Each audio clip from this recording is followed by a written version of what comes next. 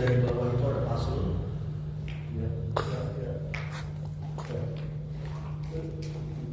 Bismillahirrahmanirrahim. Faslun, ini satu pasal fi bayani qasri sholati wa jam'iha. Ay wa jam'i sholati. Pasal ini menjelaskan kita memangkas atau memotong bilangan rakaat sholat wa jam'iha wa jam'i sholati, dan menggabungkan dua waktu sholat.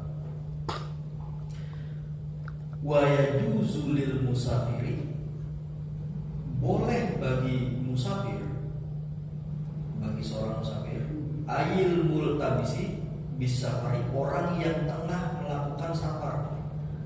Multabis itu orang yang berpakaian itu maksudnya ia sedang mengenakan safar, sedang menempuh perjalanan. Boleh apa dia? Fa'ilnya yajuzu qasrus sholatir rubaiyah, boleh bagi si musafir itu qasrus sholatir rubaiyah, memangkas jumlah sholat yang bersifat rubai, yang rakaatnya berjumlah 4, itu boleh dipangkas. La ghairiha, tapi bukan yang lain ya, bukan yang lain, maksudnya yang selain yang 4 itu nggak boleh. Misalnya yang berapa? Min sunaiyatin, yang jumlahnya 2 subuh, nah itu kagak boleh dikosor. Udah 2 dikosor lagi. Yang tinggal 2 dikosor, kagak boleh. Tinggal 1. Witir itu.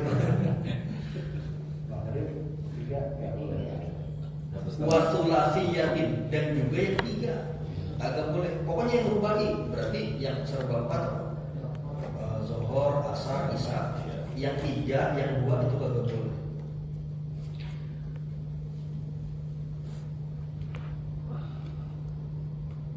Itu kalimatnya sampai situ. Nah, perlu diketahui dalam sejarahnya sholat itu awalnya 2, nggak ada yang 4. Jadi kalau riwayatnya Aisyah itu mengatakan Nabi Muhammad dulu sebelum turun ayat demi rotul sholat itu sebaiknya 2, nggak pernah ada yang 4. Itu kalau lagi hador itu maksudnya tidak bepergian, di dalam kota aja kita, itu baru 4, dia tambahin 4. Tapi kalau lagi safar mah 2, jadi aslinya 2 sebenarnya, bukan 4. Jadi yang asli itu sebenarnya 2. Yang asli itu yang safar itu, tapi kita kan kayaknya kalau lagi safar mau kosong tuh kayak merasa bersalah gitu karena ngurangin aja. Padahal yang aslinya ya itu 2 itu.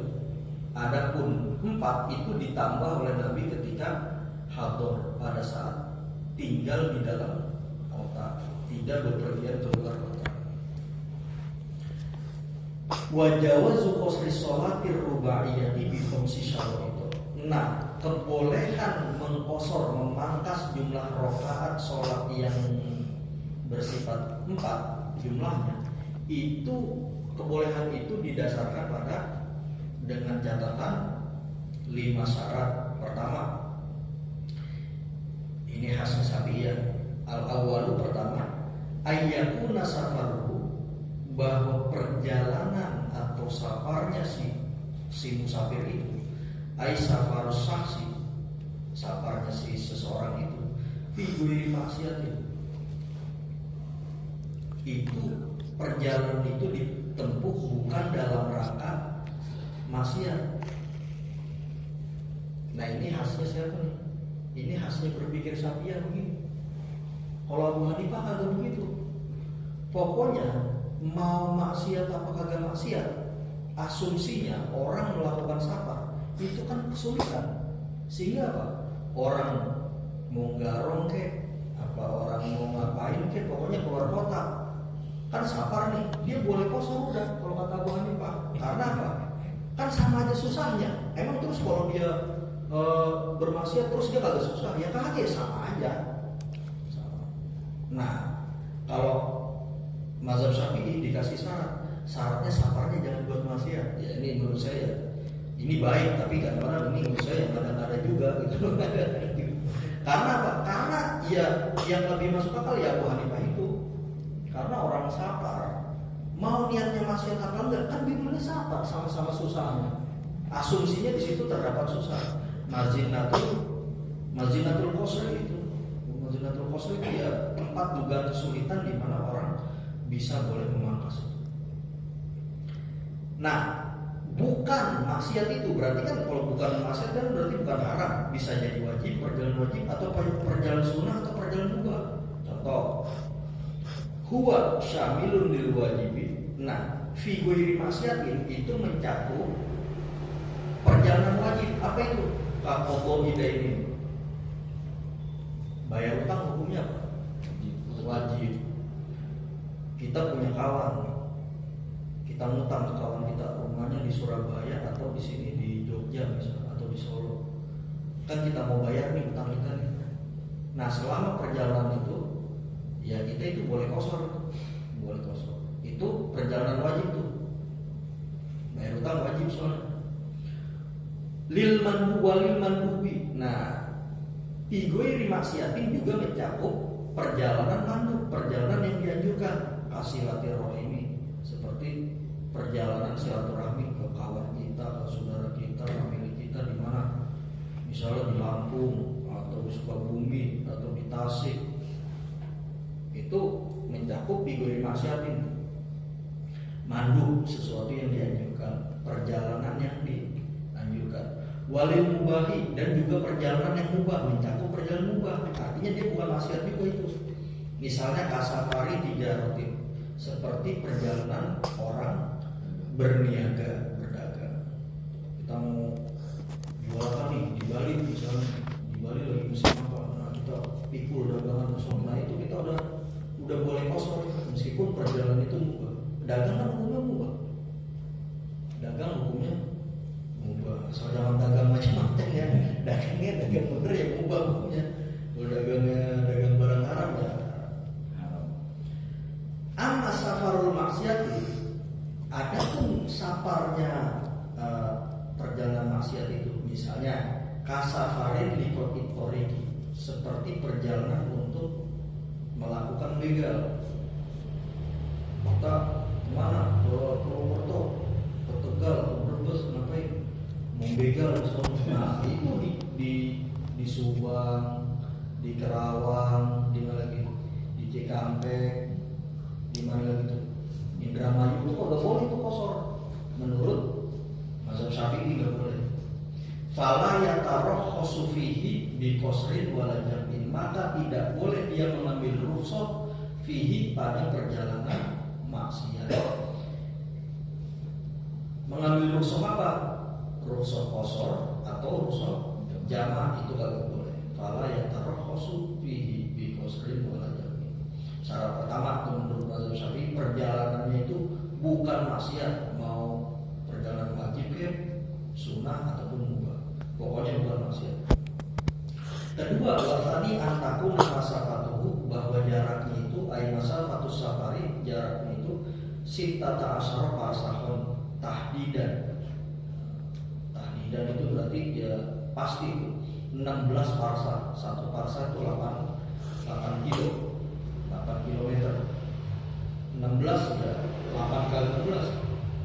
Menurut kaul yang masuk perjalanannya itu tahdidan, minimal, batasan minimal 16 parsah. Satu parsah 8 kilo. 8 kilo kali 16 bro. Itu perjalanan berangkat doang itu. Walaupun sabu muddatur ruju'i minha, dan tidak dihitung perjalanan pulangnya itu udah dihitung. Pokoknya berangkatnya itu 16 parsah. Satu parsah 8 kali atau 3,5. Wal farsahu salah satu amyalin. Nah ini dijelasin sedikit. Satu parsah itu 3 mil atau 3,5 mil. Wahina idin. Nah ketika itu famajmu'ul farosihi, kumpulan parsah-parsah itu sama niyatun wa arba'una milan, kurang lebih 48 mil.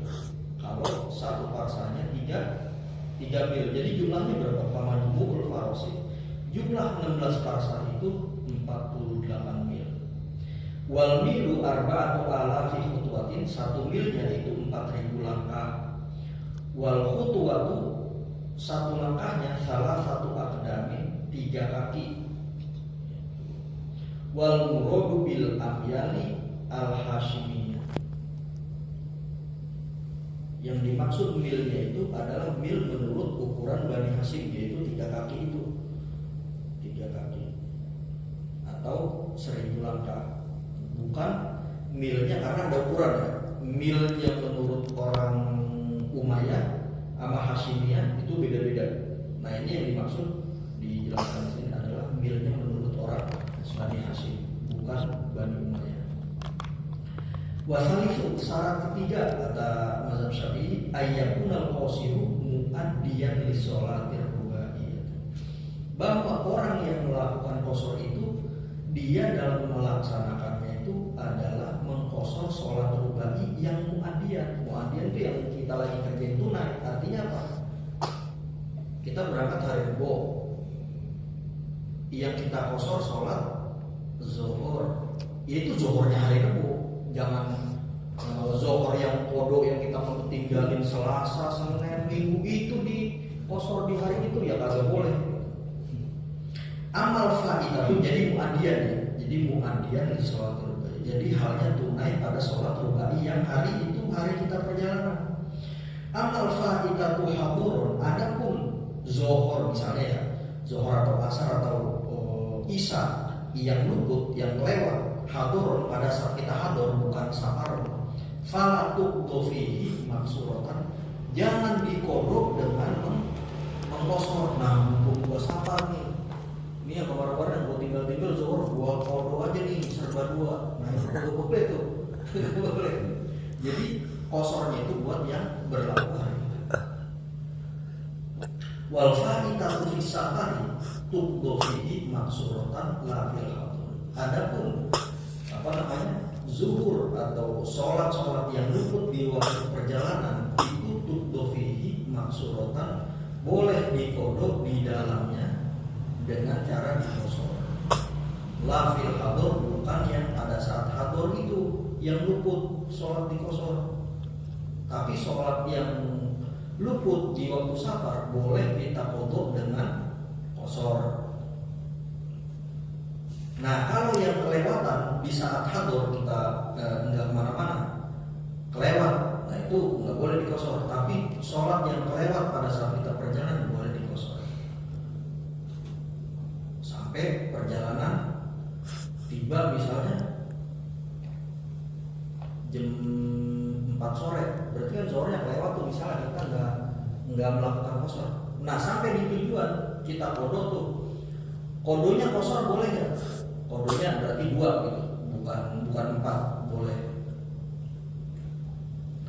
Yang keempat, warabiu ayyan wiyal musafiru al qasru lis sholati ma'al ihrami biha. Syaratnya ya sebagaimana lazimnya mazhab Syafi'i, orang yang musafir itu niat qasar, mengqasar sholat pada saat takbiratul ihram. Dan yang terakhir kelima sebagai penutup, wal khamisu alla yatamma fi juz'in min sholatihi bimuqimin, bahwa orang musafir itu jangan berimam pada sebagian sholatnya kepada orang yang mukim. Jadi kita jangan ikut bermakmum kepada sholat berjamaah di rest area itu atau orang setempat, jangan ikut. Nah makanya beberapa rest area ya sekarang mungkin ya informasi fikih begininya nih udah lumayan, sehingga dia kadang-kadang membagi, ada ruang bagi orang yang musafir, ini ruang untuk qasar, jadi dibatasi sedikit. Adapun yang mutim itu berarti dia melaksanakan zuhurnya itu sempurna 4 rakaat, itu tetap di depan, tapi di sebagian masjid itu dikasih batas, ini buat orang yang jamaah qasar. Itu lebih meyakinkan daripada tahu biar nggak ada batasan sama sekali, tahu kita ngikut aja. Atau kita lagi sembahyang bener-bener, atau di belakang ada yang ngikut, katanya kita sembahyangnya apa namanya sempurna tamam, dia sembahyangnya kosor. Kita mau bilangin agak sah, dia bukan murid kita ya kan. Kita mau bilang lu kagak sah itu, lu kosor, masa lu udah rokat ketiga, lu rokat satu, gua salam lu salam juga, ya kan? Itu nggak bisa itu, nggak sah. Tapi berhubung dia orang lain kita kenal juga kagak, nggak usah dibilangin ter malah ribut. Kita bilangin dia kagak ngerti ribut. Apalagi jawabnya kata guru saya, ya udah repot. Guru saya boleh. Awalnya jadi ribut kita sama dia, udah biarin aja, kosan malah enggak dari ribut, biarin aja. Bimukimin ay biman sholat sholatan tamatan. Pengertiannya mungkin bukan orang setempat, tapi artinya orang yang melakukan sholatnya itu secara tam, artinya zuhurnya tetap tepat. Kenapa dikata mukim itu perlu dijelaskan di syarah bahwa mukim itu bukan penduduk setempatannya, tetapi orang yang sholatnya sempurna. Karena bisa jadi liyas mulal musafir al-mutimah, karena mencakup juga yang dimaksud mukim di sini ada musafir yang ngerjainnya tam. Iya, dia tetap 4 gitu. Nah kita meskipun sama-sama musafir kan beda pilihan nih. Dia pengennya asarnya tetap 4, sore cepat, sementara kita sama-sama musafirnya milihnya kosor 2. Iya jangan kan beda bus maksudnya beda rombongan dah. Satu rombongan besan, kita misalnya rombongan ziarah misalnya, yang satu bus aja satu rombongan ziarah misalnya atau besan, itu pilihannya boleh kok. Dia pengen zuhurnya 4, ya udah kalau kita emang pengennya zuhurnya 2 ya kita kerjain beda, jangan kita ngikut dia. Itu yang dimaksud Allah ya tamma fi juz'in min sholatihi bimukim. Jangan ikut kepada yang mukim. Meskipun dia musafir ngerjainnya 4, masuk kategori mukim, bukan masuk kategori musafir yang qosir itu yang memangkas daripada rakaat 4 menjadi 2 serba 2. Saya kira tandain dulu sampai situ perihal safar.